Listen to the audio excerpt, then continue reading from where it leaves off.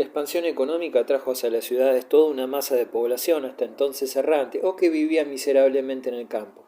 En particular las ciudades de Irak y en primer lugar Bagdad llegaron a reunir una plebe que subsistía gracias a las dádivas de los acaudalados.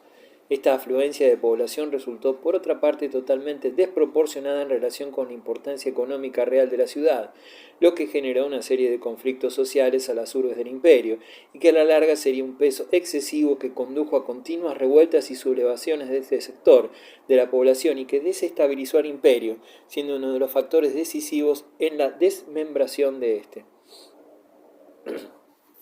Los conflictos ideológicos y la desmembración del imperio. Hasta finales del siglo IX, y a pesar de los disturbios internos, de las revueltas e incluso de las recesiones, el califa abasí continuó siendo el único del mundo musulmán, aunque no unánimemente reconocido. Los distintos movimientos ligados al jarichismo no reconocían desde hacía tiempo, desde Adra, a los califas omeyas y luego a los abasíes como suyos. Los chiitas no habían llegado a esta posición, pues esperaban el momento en que su verdadero imán les sería revelado, y de momento mantenían una prudente reserva. Los omeyas de España, que eran la tercera gran familia musulmana, no se atrevieron a dar el paso de proclamar califas a sus emires, lo que podría interpretarse como que el abasí, a pesar de los resentimientos que le tuvieron, era el jefe del Islam sunita, incluso para ellos. A comienzos del siglo X, el mundo musulmán sufrió una serie de trastornos considerables.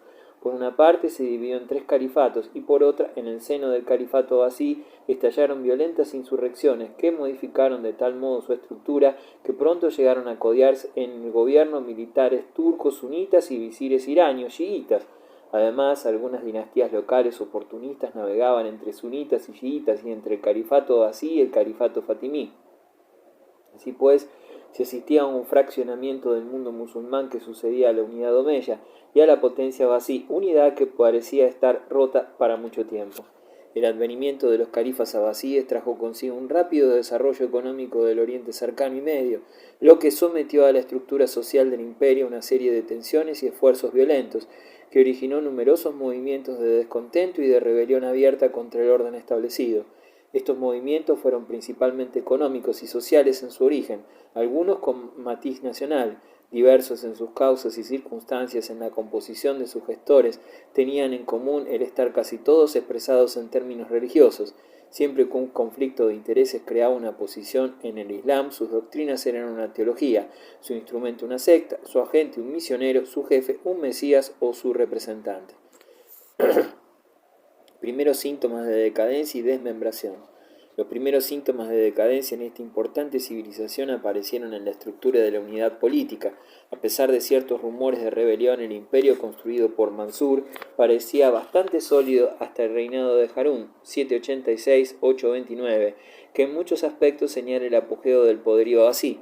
Los primeros abasíes habían mantenido la alianza con el ala aristocrática persa del movimiento, que los había llevado al poder.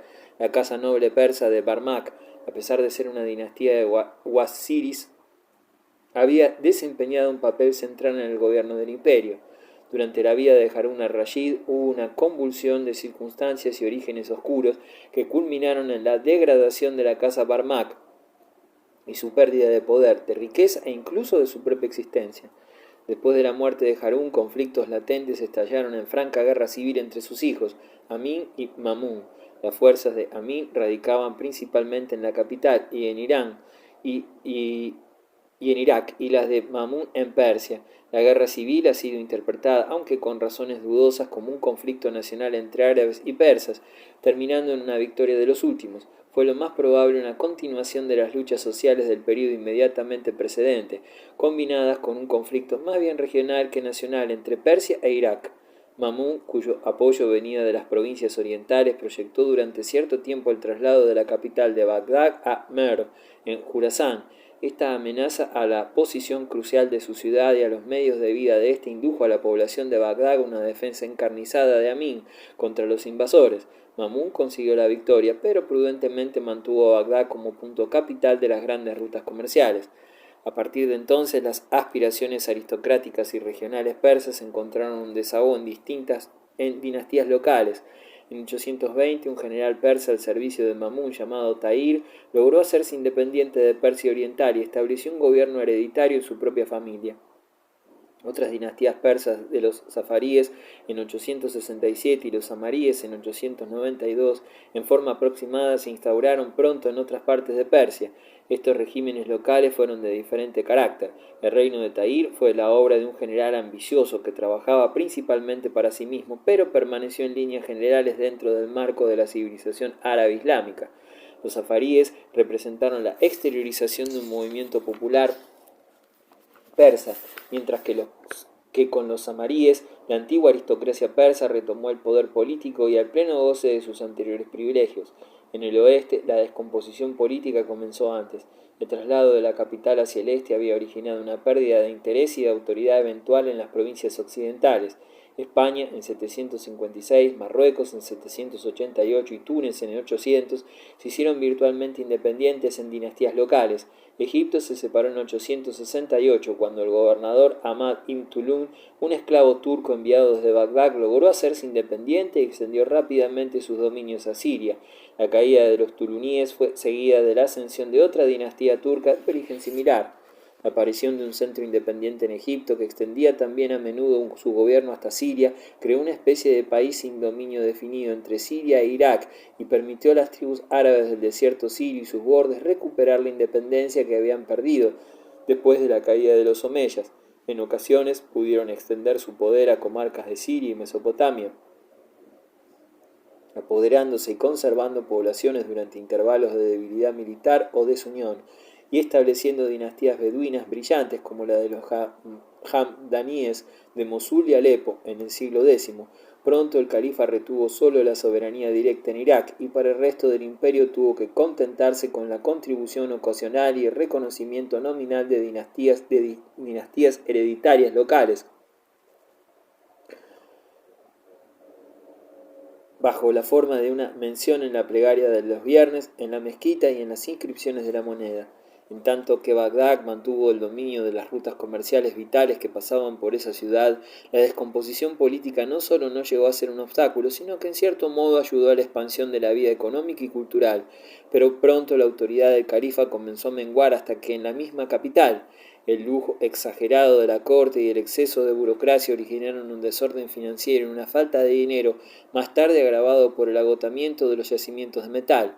Los califas encontraron un remedio con la cesión de arrendamiento de las rentas públicas, eventualmente con gobernadores locales como arrendatarios. Sus obligaciones era enviar una suma convenida al gobierno central y mantener fuerzas y empleados locales.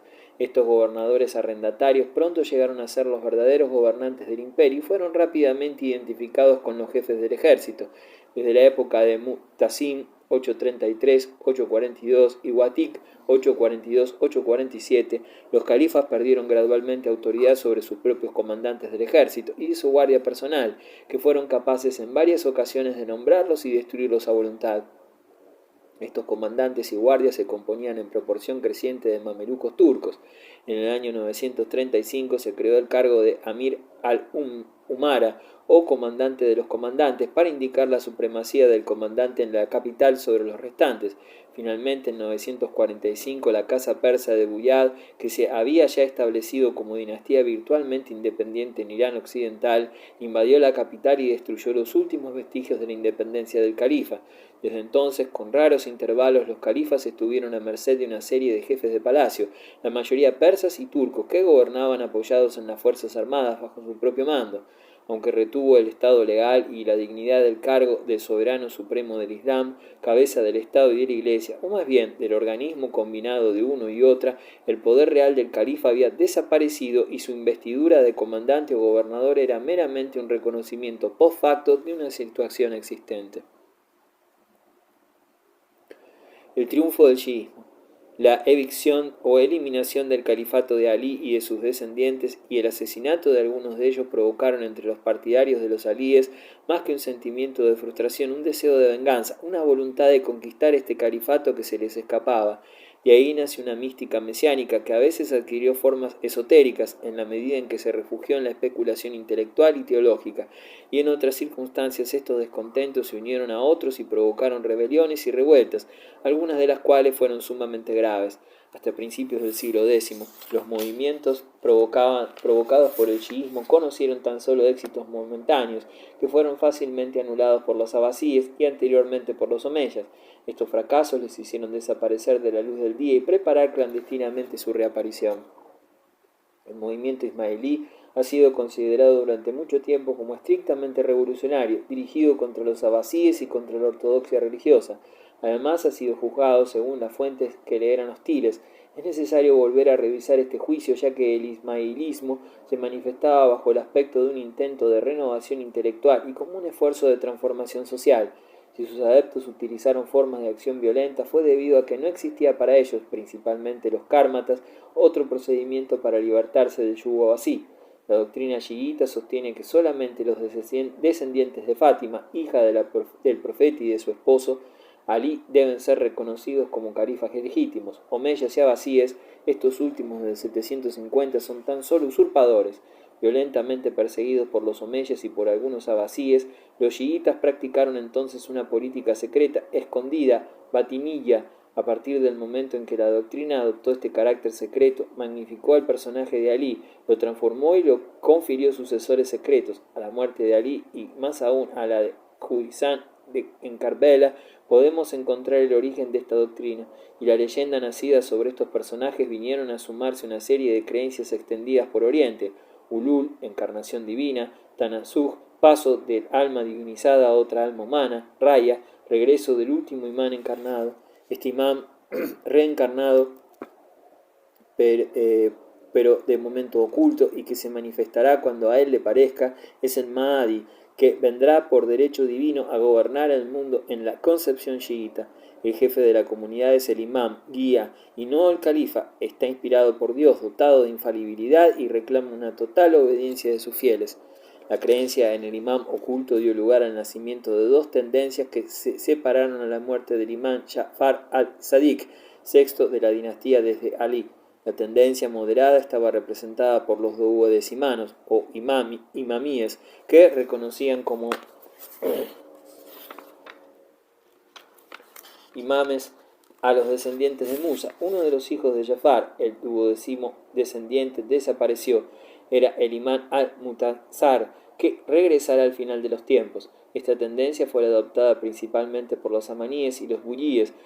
No se manifestaba por su carácter violento y de hecho el comportamiento de sus adeptos era bastante parecido al de los sunitas. La tendencia de los extremistas, Gulad, se manifestó claramente en el siglo X. Se la conoce con el nombre de ismaelismo, debido a que sus partidarios reconocían como imán, después de Ja'far al-Sadiq, a uno de sus hijos, Ismail, que fue el séptimo imán. Después de él, los demás imanes son ocultos. La doctrina de los ismaelíes es muy distinta a la ortodoxia sunita. Concede un lugar muy importante al esoterismo. Por una parte, la existencia del mundo se basa en cierto número de ciclos. Hubo 7 profetas y entre cada uno existieron 7 imames. Con Ismail se cierra el ciclo y se debe esperar al nuevo profeta, el Mahdi. Además, cada versículo del Corán posee dos interpretaciones, una literal y la otra esotérica, conocida tan solo por los iniciados. Estamos pues en presencia de un dogma mesiánico, reservado a los iniciados, que eran instruidos poco a poco, según su elevación en la jerarquía, que ésta comprendía 7 grados, al final de los cuales los convertidos recibían la revelación completa. Esta doctrina fue extendida por una organización clandestina que hizo posible que la secta durase, se renovase y sobre todo escapase a las persecuciones de los abasíes. En algunos casos el imán jefe de la secta pudo delegar sus poderes en un mandatario, aunque con reservas. Estos ismailíes se dividieron a su vez en varias sectas, las más importantes de las cuales fueron la de los cármatas y los fatimíes. Los últimos fueron los únicos que llegaron a crear una dinastía y un imperio.